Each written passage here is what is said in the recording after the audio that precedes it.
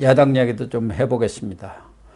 민주당 입장에서는 이번 사건이 나자 상당히 초당적 협력을 강조를 하면서 선수습 후 책임 추궁하겠다 했는데 112 신고 묵살이 나면서부터는 완전히 공세로 전환을 했고, 그 배경에는 그 밑바닥에 깔려 있는 것은 이 사건이 사건으로 사건을 덮는다는 말이 있는 그렇죠. 것처럼 네. 사정정국을 뒤집게 할 절호 기회가 아닌가, 이런 생각도 얼핏 하는 것 같아요. 분위기상. 맞습니다. 들려오는 예. 또 누가 공식적으로 그런 얘기 했다는 큰일 나니까 안 하지만 개별 의원들 이렇게 얘기를 해보면은 뭐 이재명 입장에서는 정말 호박이 뭐 덩굴째 굴러 들어온다. 김기현 의원이 예. 이재명 대표 웃고 있는, 왜 웃고 있냐고. 이렇게 이야기했지 않습니까? 온갖 비리 의혹으로 죽상이던 이재명 얼굴이 요즘 웃음기가 가득하다. 세월호 아이들에게 고맙다고 한 문재인 모습이 오버랩된다. 그게 이번에 이태원 그 문제가 없었다면 예. 지금 아마 도하 언론에 그렇죠. 이재명 대표의 어떤 수사 진행 상황이 지금 거의 소환 직전까지 가 있죠. 그 신문 일면을 그 도배했을 건데, 지금 저도 아침에 신문 보니까 저 5면인가 6면에 조그맣게 나 있더라고요. 잘 안 보입니다. 그러니까 이재명 대표로서는 네. 그 뭐 고맙다고 한 거는 좀, 저는 그런 말을 별로 안 좋아하니까 네. 그 희생자들에 대한 어떤 모욕이 될 수 있고 네. 이재명 대표로서는 한숨 돌리는 네. 계기가 된 거죠. 그렇다고 봐야죠. 그래서 이재명 대표가 아주 목청이 높아졌습니다. 112 증거, 그 112 신고 묵살 그런 부분도 그렇고, 은폐 축소가 사건 자체보다 더 심각하다 하면서 지금 국정조사를 압박하고 있는데, 어떻습니까? 저는 뭐 국회에 출입하면서 수없이 국정조사를 봤지만, 정말 국정조사 해가지고 제대로 뭐가 드러난 게 없어요. 국정조사는 결국 시간 끌기, 예. 그 다음 면죄부 주기, 이거지. 국정조사로 사실 특검으로도 사실 뭐 제대로 밝혀내는 게 없는 그 껍데기 특검이 꽤 있었지 않습니까? 옛날에 그 우리 앙드레기 온노비 사건 이런 거 겨우 밝혀낸 게 앙드레기 김봉남이라 본명이나 밝혀내고 그 정도로 조소를 받았는데, 그래서 국정조사를 한다는 거는 아까 제가 그 잠깐 말씀드렸지만은 더불어민주당의 검수완박이 잘못됐다는 거, 그걸 면피용이지. 이게 검찰 잘못된 면피용에 불과하지 국정조사로 뭘 밝혀내겠다. 그리고 오히려 국정조사라고 하면 어떤 정치적 싸움으로 변질돼 버려요. 이게 모든 게. 야당이 노린 거 그거 아니겠습니까? 예, 야당은 그러니까요. 국정조사에 들어가면은 뭐 이재명 사건 저거 이제 저리 가버리고 거길로 모든 포커스가 모여지고. 맞습니다. 이거 한두 달 끌어버리면은 뭐 올해 넘어가 버립니다. 그러니까요. 예. 그래서 이제 좀 잘하면 그 2024년 총선까지 그럼요. 좀 울고 먹고 예. 뭐 그런 게 되기 때문에 이게 지금 국정조사 요구하는 게 진짜 진실을 밝혀내겠다, 이 생각은 진짜 없는 것 같고 예, 하겠다 그러면은 오히려 최소한의 그 상설 특검을 통해서 저도 그것도 그게 제대로 되겠냐, 왜냐면 민력 문제 이런 게 있으니까요. 이번에 특검 하려면 벌써 준비하는 또 20일간 소요가 돼요. 여러 가지 뭐 또 예산 낭비도 많고, 그래서 그런데 그걸로 가야지. 뭐 국정조사에 국회에서 싸우는 모습, 국회의원들끼리 네가 뭐 여당이 올리 야당이 올리 지금 윤석열이 올리 나쁘니 하면서 이거는 있죠. 정쟁만 더 부추기는, 다 사람 불러다가 이제 뭐 참고인 증인 뭐 이런 거 싸움하다가 세월 보내버리거든요. 그러니까요. 또 아니 그것만 부른 건 문제가 아니고요. 누구를 부르냐 가지고 싸움을 그러니까요. 그게 제일 크죠. 하고, 그다음 채택돼도 와가지고 하루 종일 앉혀놓고 있다가 집에 보내더라고요. 이번에서 야당이야 계속 불러갖고 추궁을 하겠죠. 자기 선전장이니까. 그리고 자기들이 다수당이니까 많이 부를 수 있을 거 아닙니까? 필요 없는 사람까지. 어쨌든 내주에 지금 국정조사 요구서를 제출하겠다고 하는데, 사실은 국민의힘도 고민이죠. 이걸 국민 여론상 거부하기는 어렵고, 그렇기 때문에 뭐 반대는 하지 않지만 현재 수사가 진행 중이니까 일단 수사 결과를 보고 미흡하다면 하자. 그런 상황이에요. 그 대신에 말씀하신 대로 지금 검수완박법 이것 때문에 검찰이 수사를 제대로 못하니까 셀프 수사 그런 문제가 생기지 않느냐. 그러니까 검수완박법도 같이 고치자. 이렇게 하면서 서로 또 대립하고 있네요. 그러니까 대립만 하죠. 예. 왜냐하면 해결책은 안 나와요. 민주당이 뭐 그 검수완박법 손보자는데 동의할 일은 전혀 없고. 그러니까요.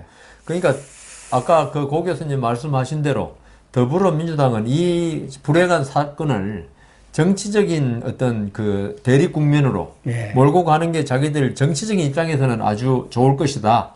그렇게 되니까 국정조사 요구하고. 당연하죠. 국정조사 요구하면 169석이니까 예. 뭐 통과되겠죠. 오개로죠. 예. 그리고 좀 전에 말씀하신 대로 국정조사 연 다음에 지지 부진으로 하세월 그렇게 해가지고 상당히 끌고 가면은 이재명 대표의 지금 대장동 사건에 이런 거는 뭐 뒤로 묻힐 수밖에 없죠. 예. 예. 그렇습니다. 그걸 지금 야당으로서는 노리고 그렇게 되면은 결국은 사정 정국이 말하자면 이재명 수사가 뒷전으로 밀릴 수밖에 없는 거 아닌가요? 전국 전환. 예. 국면 전환이라고. 국면 전환 잘하는. 예. 그러나 지금 뭐 검찰이 현재 이재명 관련 수사를 진행하는 거 보면은 검찰은 그것과 관계없이 수사는 수사대로 한다는 입장인 것만은 분명한 것 같아요. 제가 볼 때도 검찰이 있죠.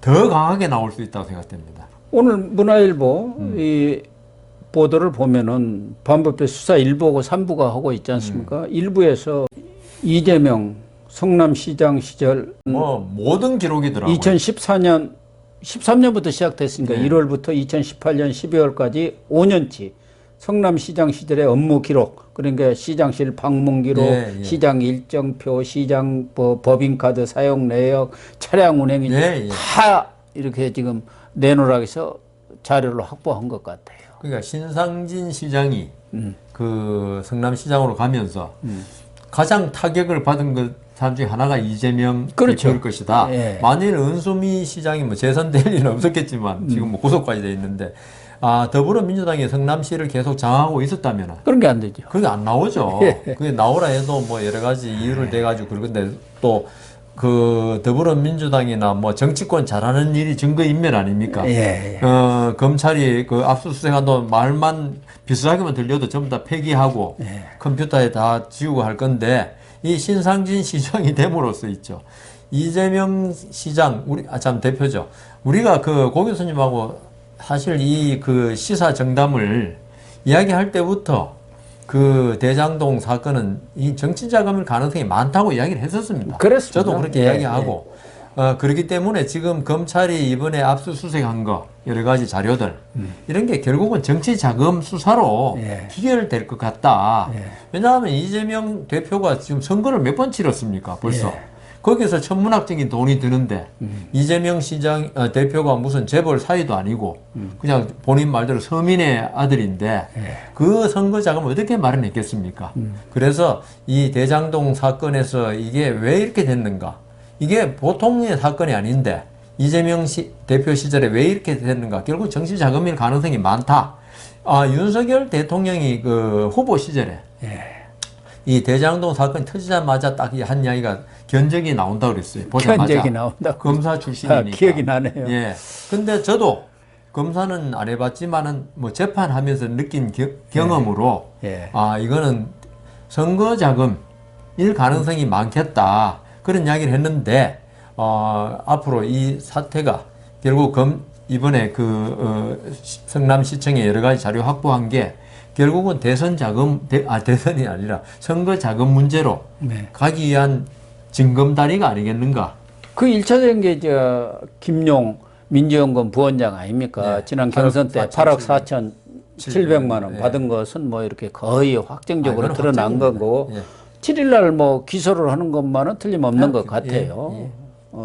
다음 주 초죠. 예. 7일날 기소를 하고 또 하나 이거 관련해서 최근에는 뭐 유동규 전 기획본부장이 석방된 뒤에 아주 이재명과 관련해서 뭐 마구 폭로를 하고 있습니다만은 얼마 전에 또 나무 거기가 변호사도 28일 날 그 대장동 재판에서 정영화 물었죠. 측 신문을 하면서 자기 중요한 것은, 이야기 나왔어요. 자기 것은 25% 네. 너는 먹고 떨어지고 나머지는 이재명 그분 시장이 거라고. 너 별로 좋아 안 하더라. 네. 내 거는 김만배가 12.5%고 나머지는 이재명 측이니까 거기에는 유동규도 들어갈 거고 그때는 다 한 편이었으니까 뭐 네. 거기 정진상, 김용 것도 조금씩 다 들어가 있겠죠.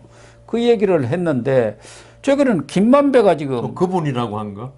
김만배가 이 대장동 재판에서 했던 이야기들, 이 정의학 녹취록에서 녹취, 계속 예. 나옵니다. 하나는 김만배가 그 선거 자금으로 한 11억 쓴 거 그 얘기를 했었고, 그리고 또 이 정영학한테 정영학이가 그 지지율이 한 2등 나오는데 대통령 될 것 같습니까? 아, 이재명 대통령 되지. 뭐 영학이 정영학이 나중에 이재명님 청와대 가면 점점점 했는데 네. 내가 좀 해서 너도 좀 봐주겠다. 뭐 그 자리 하나 주겠다. 그런 뜻이었던 거 그렇죠. 아닌가 하는 생각도 그거죠. 들고. 그러니까 아유 형님 저는 지금 콩팥이 하나뿐이어갖고 아닙니다. 안 합니다. 그런 얘기도 했는데 또 하나 지금 나온 게 2020년 5월 7일 날 그 경기도 한 커피숍에서 한 얘기 중에 그 자리에 이제 남욱 정영학이 이렇게 있었던 모양이에요. 네. 그래갖고 그 천화동인 1호 700억이라고 우리가 흔히 얘기하고 있죠. 가장 한 많이 차지한 770억 거죠. 됩니다만 1208억 중에 그 문제가 나오니까 그 남욱이가 그 1호는 소유주가 불분명하다 뭐 이런 얘기를 하니까 김만배가 그 이재명이 왔을 때 그때 얘기를 했어야 했는데 하고 점점점 네. 그 무슨 얘기를 했어야 했느냐 이 말이에요. 그러니까요. 그런 게 그게 지금 다 의혹으로 나온 거죠. 거기다가 예전에 김만배가 그분이라고 했어요. 예, 그분 거라고 그랬죠. 그분 거라고 그랬어요. 예. 그러니까 그때는 그분 거라고 그럴 때 벌써 아니 김만배가 대단한 사람인데 예. 화천 대유입니까? 예, 화천대. 거기도 그 밑에 김만배가 이제 만든 천화동 거 아닙니까? 그렇죠. 그 정도로 그 이재명 시장 시절에 거의 거칠 것이 없는 예. 뭐 성남시지만 무소불위의 권력을 가진 사람이었는데 그 사람이 그분이라고 하는 사람은 누구밖에 더 있느냐? 나이로 봐도 그 사람이 그러니까요. 이재명이가 한 살이고 나머지는 그러니까. 다 형님으로 모셨잖아요. 나머지는 뭐 김만배 씨가 그분이라고 할 만한 사람이 없어요. 아니 나머지 사람들은 다 김만배를 형님으로 모셨잖아요. 그러니까 그분이라 그러면 우리는 당연히 그분이다 그렇게 생각한 거 그때는 그렇게 알았지만 네. 이게 확실하게 그게 이재명 대표라고 예. 지적을 할 수 없었는데 이번에 아까 녹취록 예. 그다음 남욱 변호사가 저기 정영학 그 신문한 거 네. 합쳐 보니까 이 재판에서 제일 중요한 건 있죠. 딱 하나의 증거 가지고는 단정을 못 해요. 네, 그러겠죠. 그리고 딱 떨어진 직접적인 증거라는 건 재판에서 거의 없습니다. 여러 가지 단편적인 증거를 쫙 모아 가지고 법조인이 가장 잘 하는 게 그 단편적인 증거들 사이에 논리적인 다리를 놓아주는 게 다리를 놓아가지고 결론적으로 사실이 이렇다는 걸 밝혀내는 게 법조인이 가장 잘하는 일이고 예. 가장 뛰어난 건데 거기서 남욱 변호사의 신문 그다음 김만배 씨의 그분 이야기 좀 전에 말씀하신 그 카페에서 그 이야기 쭉 합치면 네. 그거는 이재명 대표고 그분이라는 거나 그다음 윤곽이 나오네요. 그림이 나와요. 그렇죠. 1호에 그 12.5% 25% 하고 나머지는 네. 그분 그 사람 뭐 저거 이재명 이야기 절반이 나오니까. 그분이라고 그랬죠. 그러니까요. 그러면 결국은 그 천하동인 1호란 거는 무슨 목적으로 만들어졌느냐.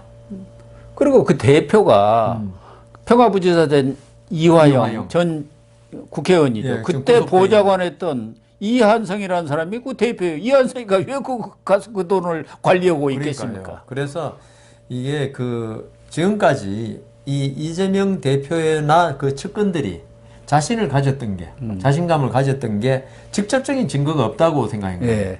그렇지만 수사가 지금 검찰이 제대로 수사하면서 우리가 그동안 몰랐던 증거가 많이 나오면서 이게 종합적으로 합쳐보니까 이거는 누구일 수밖에 없다. 그리고 그 사람이 왜 이렇게 돈을 많이 모았느냐. 이거는 다른 그냥 호의호식하기 위해서 모은 돈치고는 너무 많아요. 그렇죠. 예. 그렇다면 우리가 한국 정치에서 선거에서 얼마나 막대한 자금이 필요한가를 다 알고 있어요. 대선에서는 뭐 천문학적인 자금이 그러니까요. 들어가요. 그래서 결국은 이게 전부 다 이제 납득이 되기 시작하는 거예요, 이제. 그렇다면 검찰로서는 지금부터 하는 일은 뭐냐 하면은 이런 아까 말씀드린 논리적인 어떤 다리도 중요하지만 좀 더 이 논리적인 다리라는 게 있죠. 이게 트러스로 그냥 세워놓기만 보강이 또 필요합니다.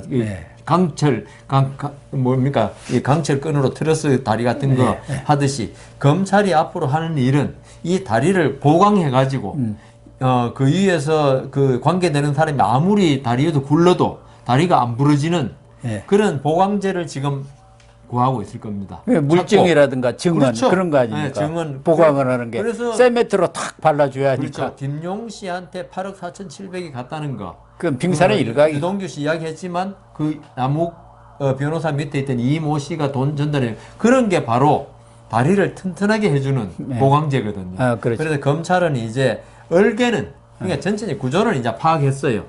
파악하고 그렇다고 이제 논리적으로 그렇다고 추정되는 건 다 했는데 법정에 이제 결국은 법정에서 재판 아닙니까? 그 유죄를 그 사람이 받아야지 되는 거지. 우리가 뭐 소설 쓰듯이 소설로 유죄는 못 받아요. 그러니까 이제 검찰은 이제 왜냐하면 그리고 퍼즐이라는 거 있죠.